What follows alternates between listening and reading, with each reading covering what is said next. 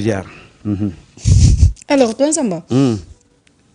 niki tey jii avocat yu Ousmane Sonko dañ doon janoog taskatu xibaar yi waaye ndaje ma nag dañ koy def pàcc par pàcc. ca la nga xamante ni jot nañ ko fa jukki nii xibaar te le premier ministre annoncé woon que ni ces avocats dinañu jàkkaarloo ak ñi nga xam ne ñoo di askan wi alors. lu jëm ci procès Mame Mbaye Niang Ousmane Sonko ñu wax ne dañu koy xoolaat. càmbaraat li nga xam ne moo di procès boobu ngir corriger nag ab erreur judiciaire bi nga xamante ni am na ci mbir mi. loolu di ponk bu njëkk ci li nga xam ne avocat yi wax nañ ko parce que itam dossier Mame Mbaye Niang Ousmane Sonko bokk na ci dossier yi gën a sonal askanu Sénégal te ba tey jii mënuñu xam fan la dëgg féete. effectivement xam nga sax des fois da ngay toog ba seeg nga ne kii aurait pu imaginer ne tey dinañ dem ba avocat yi di def saisine. pour ñu ouvrir procès bi parce que ça devait être quelque chose de lu automatique. pour gën rek leeral yu bari yoo xam ne muy injustice bu ñu teg Ousmane Sonko. et c'est dommage que aujourd'hui les avocats courent derrière la révision de ce procès-là. Bref tey li gën a am solo pour camper le débat avant que ñuy sori. que exercice bi tey nga xam ne moom la avocat Ousmane Sonko yi di def du pour jëm ci wàllu éligibilité Ousmane.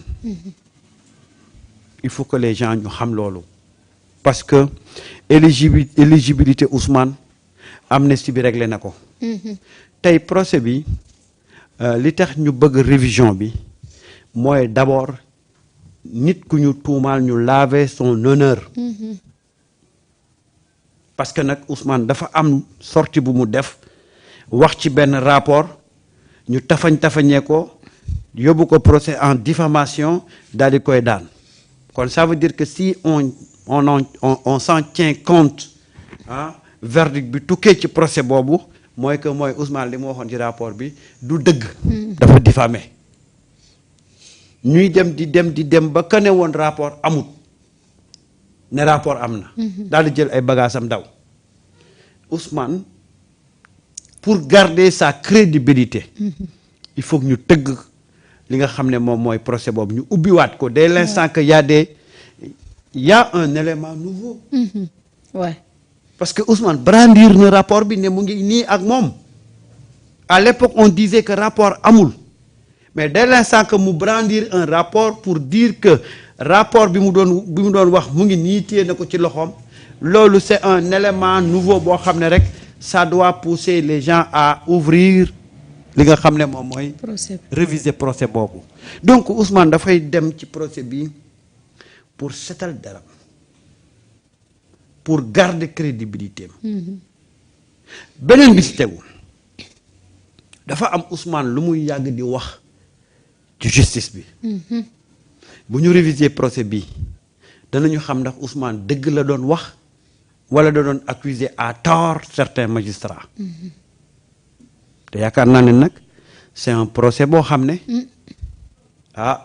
suñu ko jaaralee yoon ça risque de mettre à nu beaucoup de failles au niveau de notre justice. Troisième chose dañu yàgg di wax le temps de la justice n'est pas le temps du peuple. ñu gis ne quand il s'est agi de yóbbu Ousmane ci procès bi dañ ko def en mode fast track. en un temps record on a réglé le cas de Ousmane Sonko ba rendre ko inéligible. kon foofa la théorie du temps de la justice n'est pas le temps du peuple prospéré wul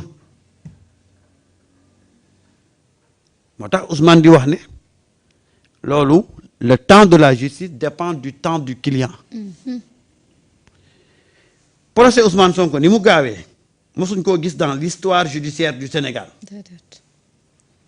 parce que boobu c'était un problème de temps. il fallait avant ñu yegg ci fi ñuy déposer candidature yi ba di leen di valider ñu régler le problème de Ousmane. on a joué avec le temps et en un temps record on a évacué le dossier de Ousmane Sonko lu mosta am.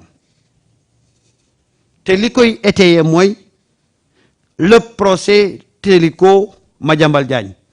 Ça a fait plus de presque 5 ans 6 ans yoo xam ne te les mêmes choses diffamation pour ñu ciy doog a àddu. moo tax ce procès là Ousmane daf ci tenir compte benn pour laver son honneur pour garder sa crédibilité mais deuxième bi c'est pour montrer les failles yi mu yàgg a wax ci au niveau de la justice. beneen bi nag c'est pour montrer aux Sénégalais que cette théorie là qu'on chante tant sur tous les toits naan le temps de la justice n'est pas le temps du peuple. Ça dépend de qui commande. De qui commande, ouais. moo tax c'est important que Ousmane mu tenir ci lii ses avocats génn tey et de façon très claire ñu camper le décor. Parce que il s'agit de faire comprendre aux gens li waral ñoom ñuy dem ci li nga xam ne moom mooy procès boobu parce que daf ci am loo xam ne maître Clédor Ciré Ly daf ko wax mu important. Oui. daf ne l'éligibilité d'Ousmane Sonko est définitivement et entièrement rétablie. mu ne dañuy annoncer benn saisine de la ministre de la justice pour l'ouverture du dossier. ci foofu mu ne ce procès sera une première au Sénégal avec pour unique ambition de rétablir la vérité et l'honneur d'un homme. mu teg ci ne le seul moyen de corriger une erreur judiciaire mooy def révision procès bi parce que ñoom dañoo jàpp ne ça a été une erreur judiciaire te erreur judiciaire boobu nag il faut relativiser. Il faut relativiser. Aujourd'hui la question que nous devons nous poser Marieta c'est est-ce que c'est une erreur ou est-ce que ça a été fait sciemment. Ah vraiment loolu kay du erreur. lii kay tout sauf avocat bi peut-être par respect à l'institution il parle d'erreur mais est-ce que c'est une erreur. lii kay du erreur tayeef la.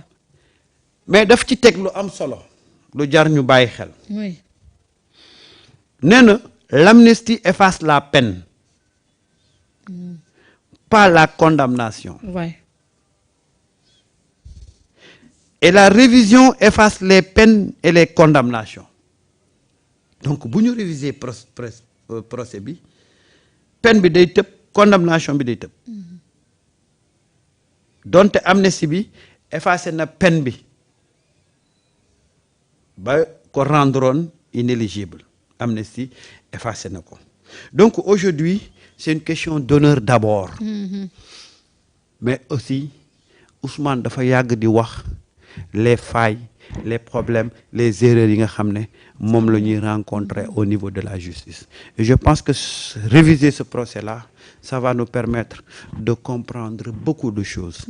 Qu'est-ce qui s'est réellement passé pour que en un temps record ñu évacuer le dossier de Ousmane Sonko ba rendre ko inéligible. Marieta dañu toll ci phase boo xam ne suñu bëggee asseoir cette révolution-là que ñu chanter guddeeg bëccëg il faut aller jusqu'au bout des choses te Ousmane ci loolu la nekk. Ouais. na commencé ci moom mais Ousmane veut changer les choses et je pense que si on arrive à réviser ce procès-là on apprendra beaucoup de choses sur le fonctionnement de notre justice de 2021 à 2024. Parce que on avait tout nag dafa mel ni justice su Kumba amul. mais loolu mais il faut que ñu àgg foofu. on ne peut pas aujourd'hui vouloir changer les choses te demuñu jusqu'au bout. Ousmane cherche d'abord à laver son honneur. C'est important. Mais à réparer une injustice. Parce que nag dafa nekk victime de la justice. Ousmane a subi beaucoup d'injustice. Il a subi beaucoup d'injustice. te nag la ko indi yëpp mooy Ousmane a osé toucher du doigt le problème boo xam ne kenn ñemewu ko woon wax. Déedéet. mu nekk ci victime et continuer di ci nekk victime. Marieta Ousmane c'est un dur à cuire et c'est un guerrier entre guillemets c'est un guerrier xam nga guerrier au vrai sens du terme Ousmane c'est un guerrier tey bu ñëwoon noppi bañ a waxaat ci ñu réviser procès bi au nom de l'amnistie gars yi dinañu seen xel dana xaw a tey ñu ne moom aujourd'hui il a la possibilité d'activer des leviers pour réviser le procès pourquoi il l'a pas fait parce que tout simplement kon lam doon wax du dëgg waaye Ousmane da leen di won ne man la ma waxoon ba mu jaral ma ñu condamné ma ba mu tax ba participer wu ma ci ay élections tey laa ko gën a mën a répéter te li koy firndeel mooy je prends le risque et la responsabilité de saisir le ministère de la justice pour que ñu réviser procès bi ku nekk ci dëgg mooy ñemee aller jusqu'au bout bu nekkutoon ci dëgg du dem jusqu'au bout. déedéet.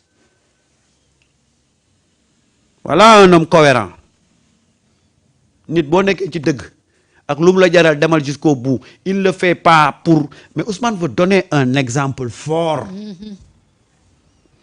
Ousmane daf ñuy jàngala Ousmane daf ñuy jàngal que ñun résignation bi ñu nekk da ngay am dëgg ne garaawul comme man xam naa ne su ma ñëwee damay nar a yéeg ak a wàcc Ousmane daf leen won ne boo nekkee ci dëgg ak lum la jaral il faut aller jusqu'au bout. dëgg de. c'est-à-dire que dafa bëgg sénégalais yi ñu génn ci seen situation de résignation boobu. dama koy bàyyi ak yàlla. tey mënoon na ñëw ne bon écoute amnistie bi couvrir na ma c'est pas la peine que mu ci revenir waaye bu boobaa tuuma gañ tegoon ca moom day continuer tuuma kay lii rek ko mën a teg waaye lam doon waxit di ko joxoñ ci justice bi du convaincre nit ñi déedéet. Marieta bés bu ñu defee révision procès bii man de neewoon naa la bis bu ñu ko defee ci ngay xam ni ndekete am na ñoo xam ne seen serment ba ñu waatoon nekkatuñ ci sax ñu ngi ci leneen. gis nga bés bu ñu defee révision procès bi les gens vont comprendre davantage ils ont déjà compris mais ils vont encore comprendre ñun suñu levier yi nga xam ne moom la ñu teg comment le maître des lieux arrive à mettre la main di ko manipuler nu mu neexee Ousmane dafa bëgg a setal Sénégal te ci nii rek la ko mën a sete ci nii rek ci nii mooy aller encore au front pour prouver la mu doon wax démb ak tey ci justice bi moo tax cette sortie là de ses avocats ça montre la détermination de Ousmane à aller jusqu'au bout. parewul sax pour bàyyi. du bàyyi. boo nekkee ci dëgg doo bàyyi. déedéet te dossier bi bokk na ci dossier yu gën a sonal nit ñi. Ibra maa ngi lay ziar Ibra. Ibra ñu ngi koy nuyu depuis. nee na ma moom mooy seetaan ca Ziguinchor ca buntu kër. yaayu Sonko mama Khady Ngom. nuyul ma ko. nee ko ñu ngi koy nuyu. nee ko ñu ngi koy nuyu. alors Samba dossier bi. dañuy wax dossier Adji Sarr Ousmane Sonko mais dossier bi moo gën a sonal di ñëw fekk. mais. parce que li xew yépp bi ñu defee seen coup jàllul ci dossier bii la ñu ñëw sukkandiku pour mën a éliminer un adversaire politique doon ko sàkkal nag itinéraire bi muy jaar ak bu mu dul jaar. mais Marieta. beaucoup de choses se sont passées ci dossier. xam nga dafa am ñoo xam ne dama lay dellulaatal histoire tuuti. fa mu tàmbalee. waaw. ba yegg si fii. ñu dem. Marieta de 2014 à 2018. On n'avait jamais pris au sérieux le PASTEF. booba dañ leen doon bàyyi ñuy def seeni organisation dañ leen doon bàyyi ñuy def seeni rassemblement dañ leen doon bàyyi ñuy def seeni ay porte à porte. Marieta à partir de 2019 bi ñu demee élection les gens se sont rendus compte de poids politique bi Pastef am et du ma tàyyi di ko wax 2019 su compte bi jaaroon yoon Ousmane Sonko ak Macky Sall dañuy dem deuxième tour. looloo doon résultat normal yi de. waaw lan moo tax mu jël Idrissa Seck dugal ko ci diggante bi ñu dem tuuti élection jóge ci élection yi rek. Idrissa Seck doon mburu Macky doon soow. waaw parce que xam na ni idée gën a neex a manipuler Ousmane. déet nan la ñu def sax ba si tu te rappelles. keroog ba ñu joxee résultat yi. Idi Macky non Idi. Sonko Ousmane Sonko. Madické Niang ak keneen ki nekkoon pur. mooy Cheikh Issa Sall. waaw defoon nañ fi conférence de presse. waaw parce que ñoom ñoo ne élection yi jaarul yoon. jëloon décision ne dañuy entamer un combat. ndekete idée lan moo ci génneloo Idi. dafa xam ne rek. lan moo kalaate loolu. te keroog ba ñu toogee ca table ba di def conférence de presse. bu ngeen fàttalikoo ba Idi di wax Sonko xool yam ko doon xool. waaw. keroog la danaan ko gëmoo dara. keroog la Sonko pare ci moom. amoon naa vidéo bi.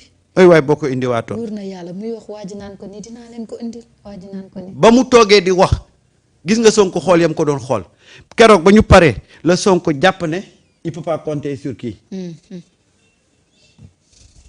c'est à partir de 2019 Marieta.